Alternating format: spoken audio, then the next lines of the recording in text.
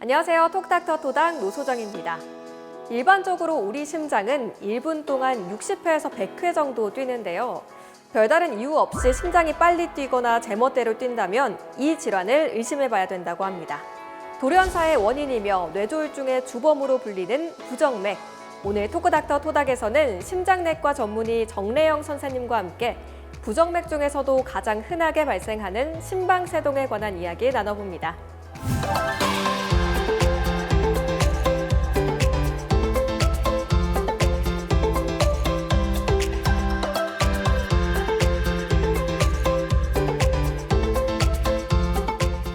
네, 선생님 안녕하세요. 네, 안녕하세요. 네, 오늘 심방세동에 관해서 이야기 나눠볼 텐데요. 심방세동, 정확히 어떤 질환인가요? 네, 심방세동은 심장 내에 있는 심방이라는 구조물이 굉장히 불규칙하고 빠르게 뛰는 질환입니다. 이로 인해서 심장이 전반적으로 고르지 않게 뛰게 되는데요. 전반적으로 65세 이상에서 5% 정도 유병률로 알려져 있고 고령일수록 많습니다. 그런데 무증상의 환자가 많아서 아마 실제로는 이것보다 더 많을 것으로 추측을 하고 있습니다. 심방세동이 있을 경우에 이제 두근거림의 증상도 문제인데요. 더 큰 문제는 심부전이라든지 뇌졸중과 같은 합병증을 유발한다는 것이 문제입니다. 연구 결과에 따르면은 심방세동이 있는 환자분들은 일반인에 비해서 2배 정도 사망률이 높고 뇌졸중 확률은 5배 정도 높은 것으로 알려져 있습니다. 이렇게 합병증도 심하고 또 생명과 직결되는 문제인 만큼 심방세동에 관해서 궁금한 점들도 많을 것 같습니다. 그래서 준비했습니다. 심방세동에 관한 궁금증 모아모아 베스트 3 시작합니다. 네, 첫 번째 궁금증 같이 확인해 보겠습니다. 심방세동은 왜 생기나요? 무엇보다 질환의 원인을 아는 게 가장 중요한 게 아닐까 싶은데 심방세동 원인은 어떤 거죠? 네, 심방세동은 이제 심장 내에 있는 심방이 변형되어서 생기는 질환입니다. 첫 번째로는 이제 노화가 되면은 심방이 섬유화되면서 변형이 되고요. 그런 노화뿐만이 아니라 이제 당뇨, 고혈압과 같은 기저질환이 있는 경우 또는 음주나 수면 무호흡증 같은 것들이 악화시키는 것으로 알려져 있습니다. 네, 두 번째 궁금증도 확인해 보겠습니다. 심방세동 자가진단법이 있나요?인데요. 자가진단 할 수 있는 방법이 있을까요? 네, 심방세동은 기본적으로 맥박이 불규칙하게 빠르게 뛰는 질환입니다. 따라서 환자분께서 휴식 중에도 이유 없이 심장이 빠르게 뛰거나 불규칙하게 뛰는 경우 의심해 보셔야 됩니다. 진단을 위해서는 자가진단은 심장에 손을 얹을 수도 있는데요. 근데 그것보다는 손목 혈관을 만져보신다든지 스마트워치나 스마트폰 어플리케이션 또는 혈압계에서도 부정맥이 있는지를 확인해 보실 수가 있습니다. 요즘에 스마트워치도 너무 잘 돼 있고 또 무엇보다 스마트폰을 누구나 다 가지고 계시니까 어플리케이션 이용해 보는 것도 너무 좋은 방법일 것 같습니다. 네, 그렇습니다. 이어서 세 번째 궁금증 확인해 보겠습니다. 방치하거나 치료 시기를 놓치면 어떤 문제가 발생하나요?인데요. 증상이 모호한 경우에는 모른 채 지나갈 수도 있을 것 같아요. 이런 경우에는 어떤 문제가 발생할 수 있을까요? 네, 심방세동은 이제 증상도 문제지만 여러 가지 합병증을 만들어내는 것이 문제입니다. 심방세동이 지속될 경우에는 심장 비대가 생긴다든지 여러 가지 심장 합병증이 발생할 수가 있습니다. 여러 가지 연구 결과에 따르면은 심방세동이 있는 환자분들은 일반 환자분에 비해서 사망률이 2배 높고요.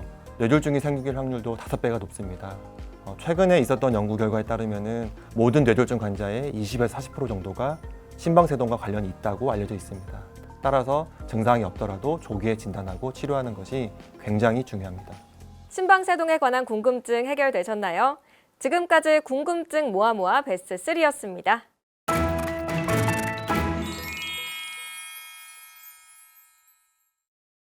네, 선생님, 그러면 심방세동 치료 과정은 어떻게 진행이 되나요? 네, 심방세동의 치료는 일단 크게 3가지로 나눌 수가 있습니다. 첫 번째는 심방세동으로 인한 합병증, 혈전을 예방하기 위해서 항응고제를 복용을 하게 됩니다. 항응고제를 복용할 경우 심방세동으로 인한 뇌졸중이나 여러 가지 심혈관계 합병증을 예방할 수 있다고 알려져 있습니다. 두 번째는 심방세동 자체를 조절하는 것인데요. 기본적으로는 심방세동으로 인한 여러 가지 전기 신호들이 발생하지 않도록 항부정맥제를 먹게 됩니다. 항부정맥제를 먹은 후에도 잘 증상이 조절되지 않거나 심방세동이 지속되는 경우에는 시술적인 방법을 이용하기도 합니다. 시술적인 방법은 부정맥을 일으키는 심방 내 조직을 얼리거나 아니면 열을 가해서 괴사시키는 방법입니다. 최근에 이제 우리나라에서도 많이 시행을 하고 있고 이로 인해서 많은 환자분들이 도움을 받고 있습니다. 세 번째는 심방세동을 일으키는 여러 가지 요인들을 조절하는 것인데요. 당뇨나 고혈압과 같은 기저질환을 조절하는 것이 굉장히 중요하고 음주나 수면 무호흡증과 같은 악화인자들을 하지 않도록 하는 것이 굉장히 중요합니다. 이전에는 심방세동을 치료하기 위해서 가슴을 여는 수술적인 치료 방법을 하기도 했었는데요. 최근에는 가슴을 열지 않고 혈관을 통해서 시술적인 방법이 가능합니다. 그래서 환자분들이 입원하셔가지고 너무 어렵지 않게 시술적인 방법으로 치료도 가능합니다.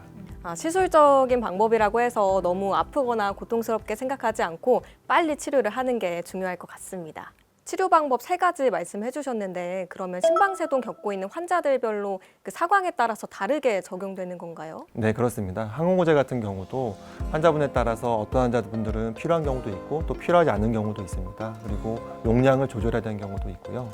시술 같은 경우도 기본적으로 먼저 시행하지는 않고 약물 치료를 충분히 시행해 본 다음에 그래도 조절이 안 되는 경우 시술을 하게 됩니다. 또 일부 환자분들은 심방세동이 너무 진행이 돼서 시술적인 치료 방법이 환자분께 적용되지 않는 경우도 있습니다. 네, 이번에는 환자분들의 실제 사연에서 솔루션을 찾아보는 시간입니다. 선생님께서는 사연을 들어보시고 진단과 처방을 내려주시면 됩니다. 토닥토닥 솔루션 시작합니다. 첫 번째 사연 확인해 보겠습니다. 52세 남성분의 사연입니다. 안녕하세요. 몇 달 전부터 이유 없이 심장이 두근거려 심전도 검사를 했고 검사 결과 심방세동을 진단받았습니다. 증상이 심하지 않아서 약물 치료를 하고 있는데 치료를 위해서 수술을 하는 경우도 있더라고요. 수술을 받으면 완치하거나 혹은 재발이 덜 되나요? 경중에 상관없이 수술을 받을 수 있는지도 궁금합니다. 라는 사연인데요. 어떤가요, 선생님? 네, 걱정이 많으시겠네요. 근데 최근에는 이제 예전처럼 수술을 하지는 않고요. 시술적인 방법으로 많이 대체가 되었습니다. 전신 마취를 하지 않고 대퇴정맥이나 경정맥을 이용해서 관을 넣고 부정맥 회로를 찾아서 정밀하게 없애는 치료입니다. 그런데 이제 모든 환자한테서 시술적인 치료를 하지는 않고요. 이제 심방세동이 이미 많이 진행된 경우에는 시술적인 방법이 많이 도움이 되지는 않습니다.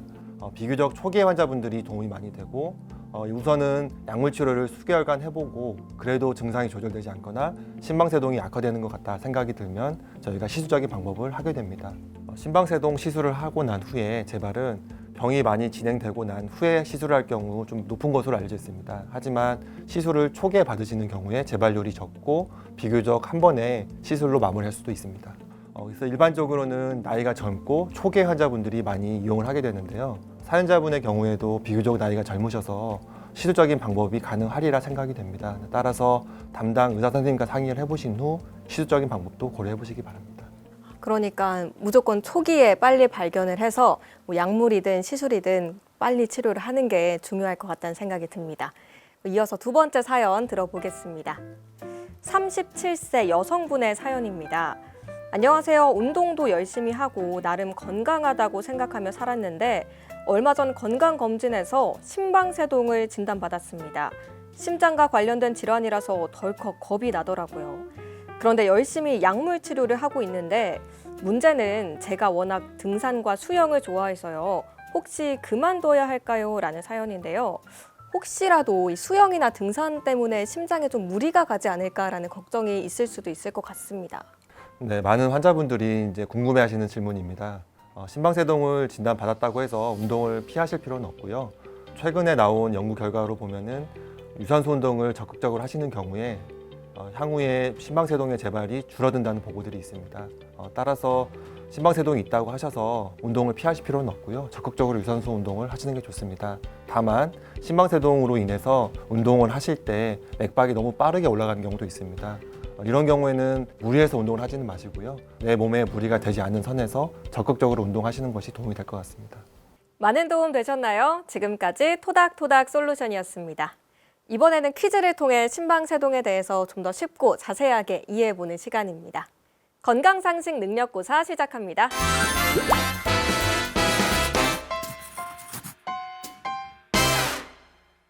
네, 첫 번째 문제 먼저 주시죠. 네, 첫 번째 문제입니다. 심방세동이 있으면 치매에 걸릴 수 있다. 그렇다면 O 아니면 X를 선택해 주세요. 심방세동과 치매가 딱히 관련이 없을 것 같아서 저는 X를 선택하겠습니다. 네, 정답은 O입니다. 심방세동이 있는 경우에 이제 여러 가지 뇌졸중이라든지 뇌혈관 합병증이 많은 것으로 알려져 있고요. 그로 인해서 치매도 좀 더 유병률이 높은 것으로 알려져 있습니다. 반대로 심방세동을 적극적으로 치료한 경우에 있어서 치매 확률이 조금 더 줄어든다는 연구도 있습니다. 따라서 심방세동이 있을 때 적극적으로 치료를 하셔서 치매를 예방하는 것도 중요한 이유입니다. 네, 이번에 이어서 두 번째 문제 풀어보겠습니다. 다음 문제입니다. 심방세동은 유전되는 질환이다. 그렇다면 O 아니면 X. 정답은 무엇일까요? 심방세동은 노화로 인해서 일어나는 거잖아요. 그래서 유전보다는 좀 노화 때문이지 않을까 싶어서 X 선택하겠습니다. 네, 정답은 세모입니다. 기본적으로 심방세동은 유전자는 질환은 아닙니다. 그러니까 부모가 심방세동이 있다고 해서 자녀가 100% 심방세동이 되는 것은 아닙니다. 다만 심방세동과 관련된 일부 유전자들이 최근에 발견이 되었고 이 유전자를 가지고 있는 환자분들은 심방세동이 걸릴 확률이 조금 더 높습니다. 시청자분들은 정답 많이 맞추셨나요? 지금까지 건강상식 능력고사였습니다.